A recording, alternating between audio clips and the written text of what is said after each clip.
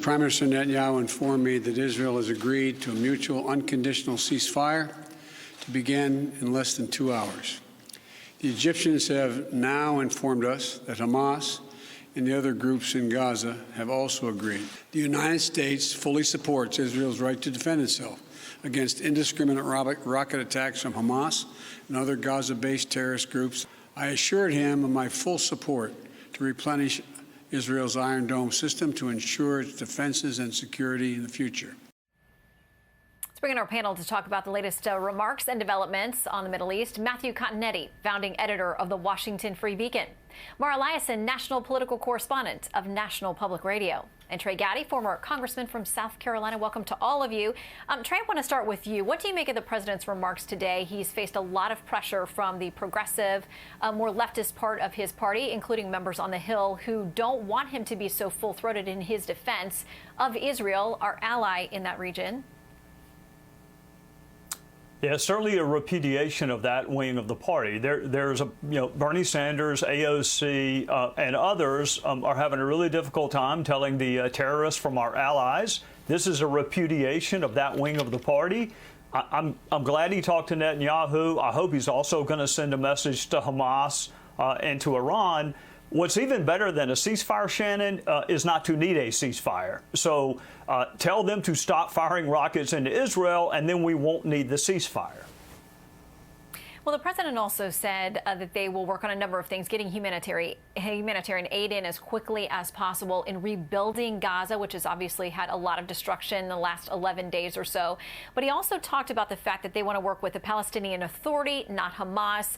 Mara, it sounds like he's trying to be very clear about exactly who's at fault here and who we intend to work with moving forward.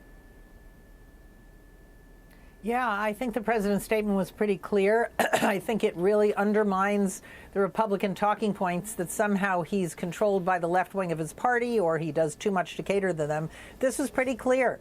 He wants to work with the Palestinian Authority, not Hamas. He's going to help Israel replenish Iron Dome, its defense system that seems to have worked pretty well against Hamas rockets. So he knows where he stands in the Middle East. I mean, he did work for this ceasefire. People criticized him for not coming out and calling for a ceasefire sooner, even when about half the Democrats in the Senate were calling for one. But it was pretty clear that Joe Biden, like other American presidents before him, did not want to call for a ceasefire before Israel was ready to engage in one, because they didn't want to be left looking like they had no leverage at all with the Israeli government. But I think, we now know where the president is. I'm sure the progressive wing of his party isn't thrilled about it, but I don't think it's the kind of rift that's going to spill over into other domestic issues. Well, they have talked about the squad members in particular. We think about them, but they're calling for the stopping of weaponry and funding to Israel. The president was very clear, as Mara mentioned, about replenishing the Iron Dome and how critical that has been to protecting the people of Israel. Matthew, I want to play something from two different sides of the aisle in the Senate about how this is being viewed on Capitol Hill and beyond. I believe that we should be mourning the loss of Israeli life, but we should also be mourning the loss of Palestinian lives. Or perhaps some people think that Palestinian lives don't matter.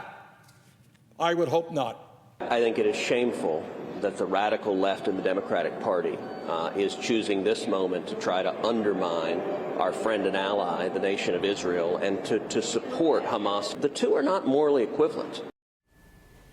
Matthew, it feels like so many of the conversations and disputes that are happening on Capitol Hill and more broadly in Washington come back to these sort of semantics games about what people really mean, what their intentions are. What do you make about how this particular issue is playing on Capitol Hill? I think someone needs to explain to Senator Sanders that it was Hamas who initiated the violence by firing rockets indiscriminately at Israel's civilian population. It's Hamas that controls Gaza undemocratically since it seized control in 2007 from Fatah, its rival Palestinian faction. It's Hamas that embeds its terror infrastructure within its own civilian population in order to maximize civilian casualties of its own people. And it's Hamas that, in your own clip with Trey Yingst, was firing on humanitarian aid. We need to be absolutely clear, Shannon. It's Hamas's conflict. And the reason that the ceasefire is good news is that it signals that Israel is confident it's destroyed enough of Hamas's terror infrastructure to at least stop the rocket attacks for some amount of time. Yeah, the Prime Minister and Defense Minister there in Israel very clear that that was the goal, and they would continue until they felt they had made that significant accomplishment. To a much less heated battle, but one that is political and growing here domestically, is this fight on Capitol Hill over Speaker Nancy Pelosi, in light of the CDC's conversation and recommendations in recent days, mandating that masks still be worn on the House floor when members are there to speak. Here is a bit of the back and forth from the two sides over that. What the attending physician, and that's the guidance we have to go by, said is unless people are vaccinated, we have to continue to wear masks in our meetings and on the floor. We're required to wear a mask on the House floor and in the committee hearings. Ironically, that's where the TV cameras are. So this is purely theater. Apparently, COVID works differently in both chambers, because in the Senate, you don't wear a mask. In the House, you have to wear a mask. The only difference is the Speaker. She doesn't want to abide by the CDC rules. She actually wants to have greater control. Trey, I suspect this is one of those things that makes you not miss being on Capitol Hill in the House. One of a trillion. Shannon, there were a lot of rules when I was in the House, and they were usually honored only in their breach. We weren't supposed to bring drinks on the House floor. We weren't supposed to take pictures. Almost everyone violated those. I did not. I'm a rule follower, which kind of brings me to my larger point. Anyone can follow a rule they agree with. I mean, it takes no courage to follow a rule you agree with.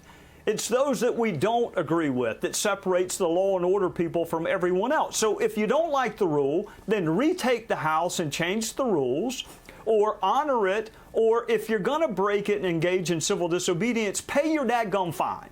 Those are your three options. Honor the rule, change the rule, or engage in civil disobedience, but pay your fine if you're going to do so. I'm glad I'm not the only one still using the phrase dadgum. It was used very nicely there, Trey. Matthew, what about this, people who are saying, I'll pay the fine, I'll do whatever. Well, what about this accusation from members that it's only within TV camera range that the masks are mandated? It's obvious that this is political on Pelosi's part. She wants to punish the members, mainly Republicans, who haven't taken the vaccine, when in fact they're only endangering themselves by not having the vaccination. It's very politicized and partisan, and it only proves to me, Shannon, that there's no cure for Nancy Pelosi's silliness. All right, Mara, give us the final word on this. Final word is the CDC says if you're fully vaccinated, you don't have to wear a mask inside or out. All right, we'll leave it there. Panel, thank you so much. When we come back, we'll hear from you on tomorrow's headlines. Hey, Sean Hannity here. Hey, click here to subscribe to Fox News YouTube page and catch our hottest interviews and most compelling analysis. You will not get it anywhere else.